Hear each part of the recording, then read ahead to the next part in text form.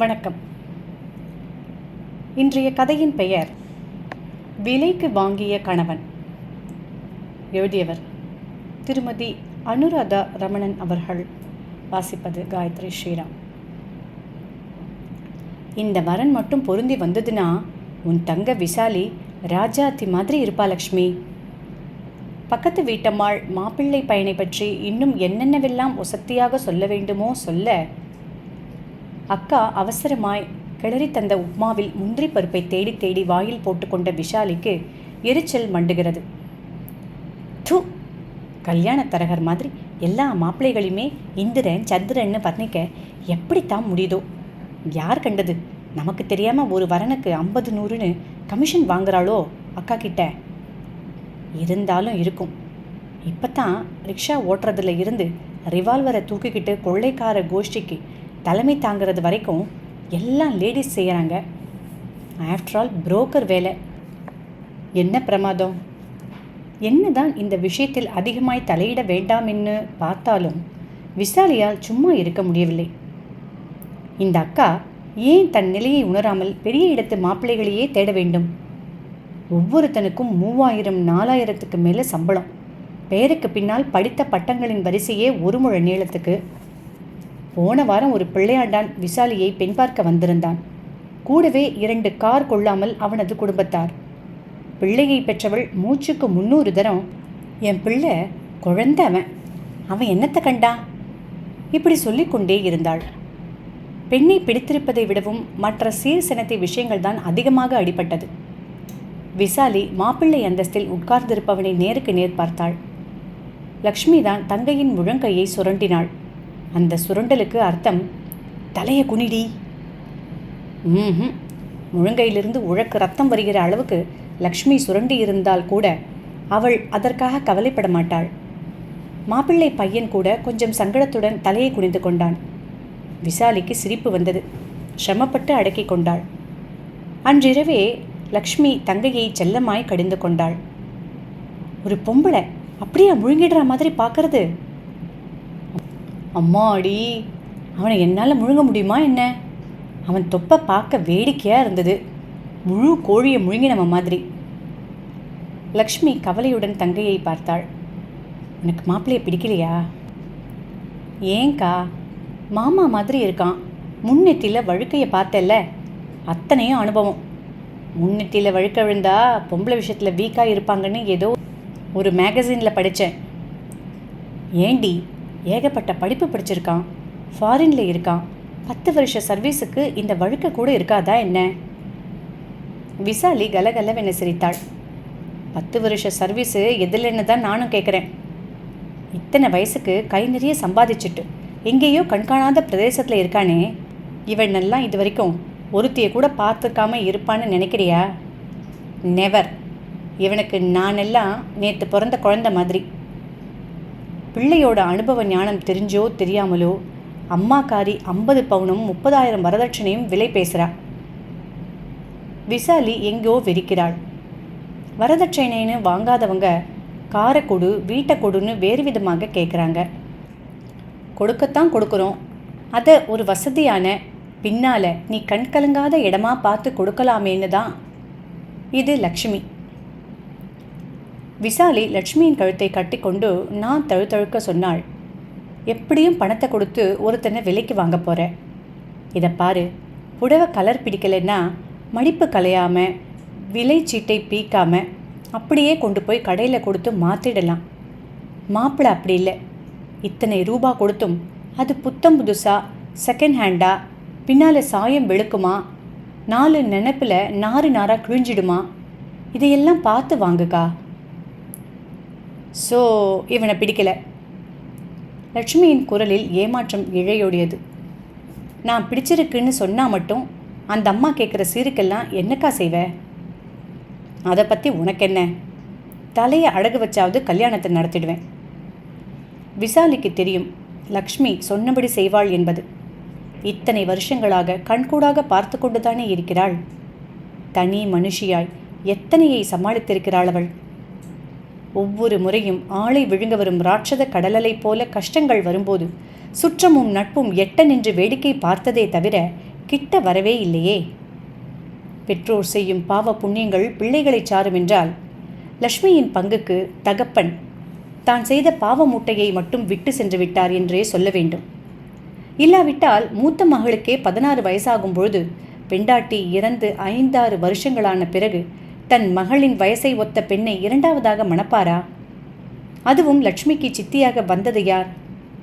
அவளுடன் தாயமும் பாண்டியும் விளையாடி இளமை கனவுகளை ரகசியமாய் காதோடு பரிமாறிக்கொண்ட அவளது உயிர் தோழி சங்கரி.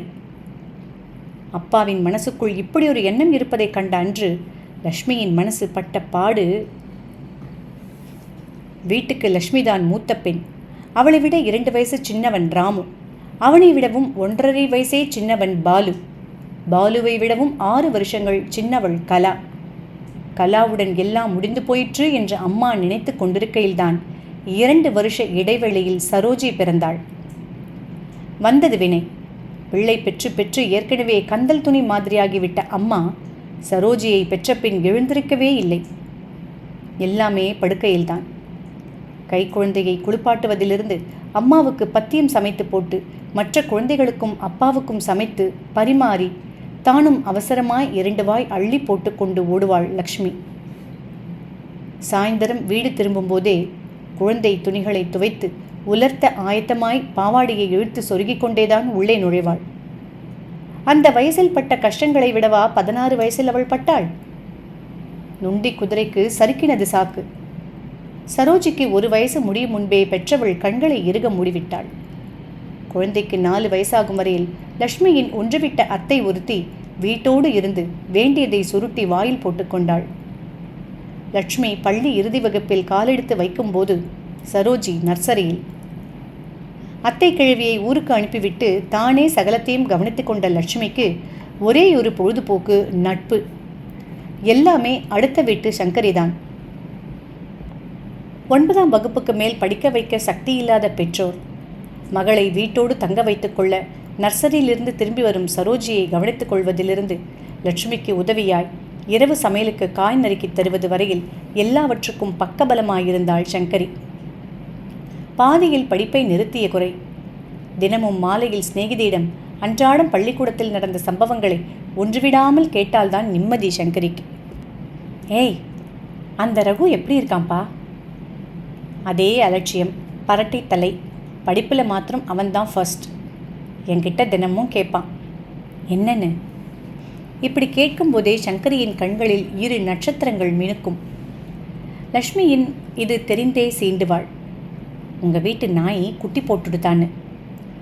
சி போடி, இந்த சுபாம் தானே வேண்டாங்கிறது. சீரியஸாக கேட்டால் விளையாட்டாக பதில் சொல்கிறியே. பின்ன நீயும் என் மனசில் இருக்கிறத என்கிட்டயே மூடி மறைக்கிற. நீ இல்லாமல் ரகு பைத்தியம் பிடிச்ச மாதிரி இருக்கான். தினமும் என்கிட்ட கேட்பான், இனிமே சங்கரி வரவே மாட்டாளான்னு. சங்கரி கண்களில் தழும்பும் நீர் கண்ணங்களில் உருண்டு விடாதபடி விட்டத்தை பார்த்தபடியே சொல்லுவாள். அத்தனை அக்கறை இருக்கிறவன் தான் நான் ஸ்கூலுக்கு வர்றப்ப எல்லாம் என்கிட்ட பழி சண்டை போடுவானாக்கும். எல்லாம் பொய், கப்சா. சி, அவனுக்கு உண்மையில ரொம்ப பிரியம் இவளே. நீ வேணா பார்த்துட்டே இரு. காலேஜ் படிப்பு முடிச்சு நல்ல வேலை கிடைச்ச உடனே உன்னை பொண்ணு கேட்க நேரம் உங்கள் வீட்டுக்கு தான் வருவான். எங்கள் அப்பா முதுகில் டின்னு கட்டி அனுப்புவார். அவன் அதுக்கெல்லாம் அசைகிற ரகம் இல்லை. எவ்வளவு அடித்தாலும் வாங்கிப்பான். தாங்கிக்கிற தேகம்தான். உன் கண்ணே பட்டுட போகிறதுடி. சின்னஞ்சிறுசுகளிடையே இதுபோல் எத்தனை சம்பாஷணைகள். சாம்பார் வெங்காயத்தை தோலுரித்து கொண்டே, குழம்புக்கு அரைத்து கொண்டே, துணி துவைத்து கொண்டே, இரவு சாப்பாடான பின் சமையலறையை கழுவிக்கொண்டே. லட்சுமியின் அப்பாவே எத்தனையோ முறை கேட்டிருக்கிறார். அப்படி என்னதான் பேசுவீங்க? எங்களுக்குள்ள எவ்வளவோ. லக்ஷ்மி சிநேகிதியை குறும்பாய் பார்த்தபடியே சொல்வாள். 16 வயசு பெண்கள் இருவரும் இதை பற்றித்தான் பேசிக்கொள்கிறோம் என்று சொல்ல முடியுமா? கன்னத்தில் உள்ள பருவிற்கு எலுமிச்சை சாரும் பயத்த மாவும் கலந்து பூசலாமா என்பது பற்றி, தோட்டத்தில் உள்ள மருதாணி செடியை என்றைக்கு முட்டையடிக்கலாம் என்பதை பற்றி, அரைத்த மருதாணி அரக்காய் பற்ற களிப்பாக்கும் சுண்ணாம்பும் போடலாமா இல்லை கட்டெரும்பை பிடித்து போட அரைக்கலாமா என்பது பற்றி, எதிர் வீட்டுக்கு குடிவந்துள்ள வாலிபன் இவர்களை டாவடிப்பது பற்றி, இவர்களுடன் படித்த செண்பகத்துக்கு கல்யாணம் நிச்சயமாகி இருப்பது பற்றி, கோகிலா டீச்சருக்கும் தமிழ் சார் மாணிக்கத்துக்கும் நடுவில் ஒரு இது இருப்பது பற்றி, புதுசாய் வந்த சினிமாவை பற்றி, கதாநாயக நடிகைக்கும் நடிகனுக்கும் உள்ள ஜோடி பொருத்தம் பற்றி, மாதத்தில் 3 நாள் பிரச்சனையை பற்றி, பிள்ளை எப்படி பிறக்கிறது என்பது பற்றி. இத்தனை பேசியும் இரவு படுக்கப் போகும் முன் எதையோ சொல்ல மறந்துவிட்டது போல இருவரும் தவித்து போவார்கள். இவர்களின் ஆத்மார்த்த சிநேகிதத்தை மையமாய் வைத்து லாபம் சம்பாதிக்க நினைத்தார் சங்கரியின் தந்தை. அவர் லக்ஷ்மியின் அப்பா புருஷோத்தமனிடம் 5000 ரூபாய் கடன் வாங்கி வருஷம் 7 ஆகிவிட்டது. வட்டியை கூட ஒழுங்காய் கட்ட முடியாத நிலை. எத்தனைதான் நெருக்கமாய் பழகினாலும் பண விஷயத்தில் புருஷோத்தமன் மகா அழுத்தம். வட்டி கூட ஒழுங்காக கட்ட முடியாத உனக்கெல்லாம் பொண்டாட்டிய பிள்ளையும் ஒரு கேடாக்கும். இப்படி ஒரு நாள் சொல்ல போக அந்த வார்த்தைகளால் ஏற்பட்ட ரோஷம் தாழாமல் சங்கரியின் தாய் கணவனை விட்டு விலக, சின்னன் சிறுசுகளுக்கு பெரியவர்களின் விவகாரம் ஒன்றும் தெரிந்திருக்க நியாயமில்லை. மனைவியின் பாராமுகம் பொறுக்க மாட்டாமல் சங்கரியை பெற்ற புண்ணியவான் நேரே புருஷோத்தமனிடமே தஞ்சமடைந்து விட்டார். இதை பாரு, பணம் இன்னைக்கு வரும், நாளைக்கு போகும். அதை விட்டுட்டு வேற ஒரு முக்கியமான விஷயத்தை பற்றி பேசுவோம். அதை விட முக்கியமான விஷயம் நமக்குள்ள வேற என்னையா இருக்கு? வார்த்தையை கொட்டிடலாம், அள்ள முடியாது. நேற்று தான் நான் உன்னை பற்றி யோசித்து பார்த்தேன். பெண்டாட்டிக்கும் எனக்கும் நீ சொன்ன சொல்லாலே பேச்சுவார்த்தை கிடையாது. 4 நாளாச்சு. வெறுப்பு, சொல்ல முடியல. ஏதுடா, 4 நாளைக்கே நாம் இப்படி வெண்டி போகிறோமே. புருஷோத்தமன் நம்ம விட சின்னவன். இவனையொத்த வயசுக்காரனெல்லாம் இன்னும் கோவில் காளியாக சுற்றிக்கிட்டு கிடக்கான். 5 பிள்ளைங்களை வச்சுக்கிட்டு பொண்டாட்டின்னு அன்பா அனுசரணையா ஒரு காப்பி போட்டு தர நாதி இல்லாமல். ஏன் பொண்டாட்டி போட்டு தந்தா தானா? பொண்ணு இருக்காளே. பொட்டை பிள்ளைய நம்புறதும் ஒன்று தான், மண் குதிரையை நம்பி ஆற்றுல இறங்குறதும் ஒன்று தான். லட்சுமி இன்னொருத்த வீட்டுக்கு போக போகிறவ. அவள் போயிட்டா இந்த குடும்ப பாரத்தை யார் சுமக்கிறது? அடுத்தடுத்து 2 பசங்களா போச்சு. கடைசி பொண்ணுங்களுக்கே நீ செய்யணும். 1000 இருந்தாலும் ஒரு பொண்டாட்டிக்கு இணையாகுமா? புருஷோத்தமன் கடகடவென சிரித்தான். என்னமோ பொண்ணு பார்த்து வச்சிருக்காப்புல இல்லை பேசுகிறீங்க? பார்த்து வைக்கல புருஷோத்தமா, பெற்று வச்சிருக்கேன். சங்கரிக்கும் நான் கல்யாணம் பண்ணி ஆகணும்ல. 5000 ரூபாய்க்கு வட்டியே கட்ட முடியாத நிலையில் இருக்கிற என்னை நம்பி எவன் பொண்ணு கல்யாணத்துக்கு பணம் தருவான்? சங்கரியை உனக்கே கட்டி வைக்கிறேன். நாளைக்கே லட்சுமிக்கு கல்யாணமாகி போனாலும் இவ பொறுப்பா குடும்பத்தை கவனிச்சுப்பால்ல. தெரிஞ்சுதான் பேசுகிறீங்களா? எனக்கு 40 முடிய போகுதண்ணே. வெளியில் சொல்லாதடோய், யாராச்சும் கண்ணு போட்டுற போகிறாங்க. உனக்கு என்னப்பா ராஜா? அடிமேல் அடி வைத்தால் அம்மியே நகரும் என்கிற போதும் ஆண் பிள்ளை மனசு எந்த மட்டுக்கும்? விஷயம் வெளியே தெரிந்து போக லட்சுமி திகைத்தாள். சில நிமிஷங்களுக்கு பேச்சே வரவில்லை. பேச்சு வந்தபோதோ புருஷோத்தமன் தனது பிடிவாதத்தை யாருடைய கெஞ்சலுக்காகவும் தளர்த்தவில்லை. நீங்கள் செய்கிறது பச்சை துரோகம். உங்களை கல்யாணம் பண்ணிக்க கூடாதுன்னு நாங்கள் சொல்லலை. அதுக்கு சங்கரி தானா கிடைச்சா? 30-35 வயசு பொம்பளையா? அவள் வாழாவிட்டியோ விதவையோ பார்க்கறது தானே. சங்கரி கூட எப்படி உங்களால்? சி தூ! உங்கள் கூட பேசுறது கூட எங்களுக்கு அவமானம். எத்தனையோ பேச வேண்டும் என நினைத்து ஆத்திரத்தின் உச்சியில் எதுவுமே பேசத் தோன்றாமல் திகைத்து, சங்கரின் நிலைமை இன்னும் மோசம். அவள் தற்கொலை செய்து கொள்வது என்கிற முடிவு வரை சென்று விட்டாள். நான் வேணுமானா ரகுவுக்கும் உனக்கும் இருக்கிற இதை சொல்லட்டுமாடி? யார்கிட்ட? உங்கள் அம்மா அப்பா கிட்ட தான். வேற வேணையே வேண்டாம். எங்கள் அப்பா நேராக ரகு வீட்டுக்கு போய் வாசலில் நின்று கத்துவார். அவன் இன்னும் ஸ்கூல் படிப்பையே முடிக்கலை. அவனால் என்ன செய்ய முடியும்? சாவை தவிர எனக்கு வேற வழி தோணலை. தாலி கழுத்தில் ஏறதுக்கு முன்னாடி நான் புணமாயிட போகிறேன். ஐயோ, அப்படின்லாம் எதுவும் செஞ்சுக்காதடி, அப்புறம் நானும் உயிரோடு இருக்க மாட்டேன். லக்ஷ்மி அழுத காலமெல்லாம் அதுதான். புருஷோத்தமன் சங்கரியின் கழுத்தில் 3 முடிச்சு போட்ட அதே முகூர்த்தத்தில் லக்ஷ்மியின் கண்ணீர் சுரப்பிகளும் வேலை செய்வதை நிறுத்திவிட்டன. தாலி கட்டுவதற்கு முன் எந்த நேரத்திலும் சங்கரியின் மரணத்தை எதிர்பார்த்து கொண்டிருந்த லட்சுமிக்கு அவள் மிக சாதாரணமாய் இந்த வாழ்க்கையை ஏற்றுக்கொண்டது பிரமிப்பாக இருந்தது. பின்னால் சங்கரியே சொன்னாள், எங்கள் அப்பா உன் அப்பா கிட்ட கடன் பட்டு இருக்கிறது எனக்கு தெரியாது. பணத்தை திருப்பி தர வழி இல்லாமல் தான் எங்கள் அப்பா என்னை ஈட்டு பொருளாக வச்சுருக்காங்க. நான் ஆத்திரத்தில் எதையாவது செஞ்சுக்கிட்டா மறுபடியும் எங்கள் அப்பா ஆயுசு முழுக்க கடனை அடைக்கிறத பற்றியே யோசிக்க வேண்டியிருக்கும். வாச திண்ணையிலேயே படுக்க வேண்டியிருக்கும். இதெல்லாம் தெரிஞ்சதுக்கு அப்புறம் நானாக மனசை மாற்றிக்கிட்டேன். யாருக்கும் உபயோகம் இல்லாமல் புக்குன்னு போகிறத விட பெற்றவங்களுக்கு இந்த உதவியையாவது செஞ்சுட்டு போகிறது எவ்வளவோ மேல் இல்லையா? வாயடைத்து நின்றாள் லக்ஷ்மி.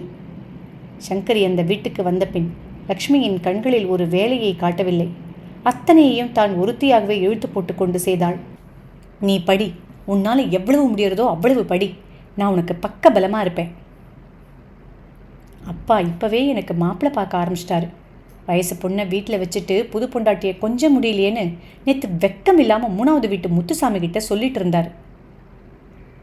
இதை பாரு, அவரை என் விருப்பப்படி ஆட்டி வைக்கிற சூட்சுமத்தை நான் தெரிஞ்சுக்கிட்டேன். உன்னை மேலே படிக்க வைக்க வேண்டிய பொறுப்பு என்னோடது. என்ன செய்வ? அப்பா யார் வார்த்தையும் கேட்க மாட்டார். பிடிச்சா ஒரே பிடிவாதம்தான். எனக்கு பிடிவாதம் பிடிக்க தெரியும். ரொம்ப அலட்டினாருன்னா படுக்கையை சுருட்டி தென்னையில் போட்டுருவேன்.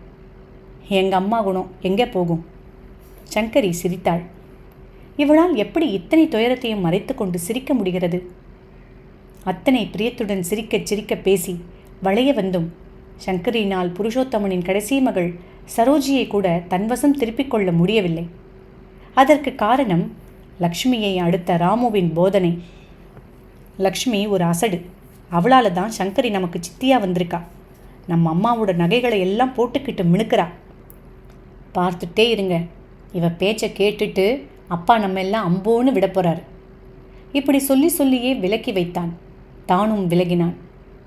லக்ஷ்மி கல்லூரி இறுதி ஆண்டில் காலெடுத்து வைத்த போதே புருஷோத்தமன் மகளின் ஜாதகத்தை கையில் எடுக்க சங்கரி தலைச்சன் பிரசவத்துக்கு தயாரானாள். பிறந்த வீட்டில் முதல் பேச்சுக்கு செய்யக்கூட வசதியில்லாத நிலை. இதை புரிந்து கொண்ட லட்சுமி தந்தையிடம் தீர்மானமாய் சொன்னாள். அவள் பிரசவத்தை நம்ம வீட்டிலே வச்சுப்போம். என்ன இப்போ, அம்மாவோட 3வது பிரசவத்திலேருந்தே நான் தான் குழந்தைய குளிப்பாட்ட உதவி செஞ்சு பத்தியம் வடித்து போட்டேன்.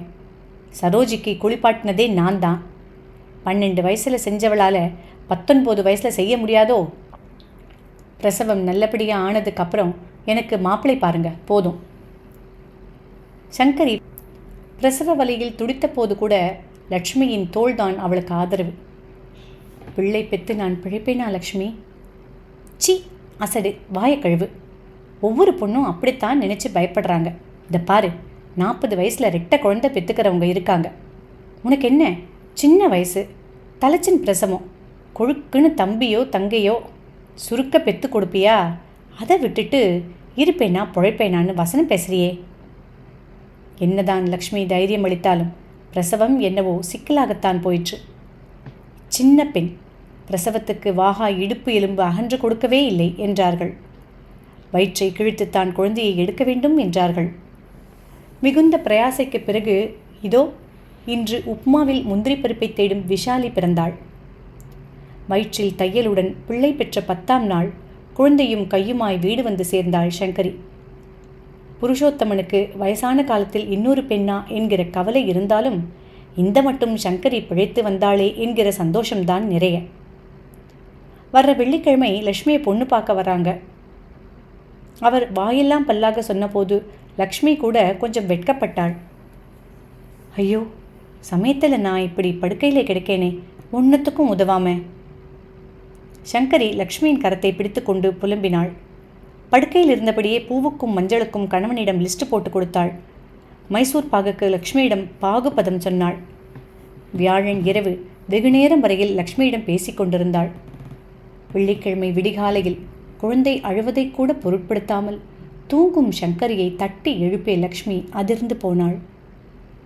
லக்ஷ்மியின் பொறுப்பில் புது சுமை ஒன்றை ஏற்றிவிட்டு நிரந்தரமாய் கண்ணை மூடிவிட்டாள் சங்கரி. அன்று முதல் இன்று வரையில் லக்ஷ்மி தான் விஷாலியின் தாய், தந்தை எல்லாம்.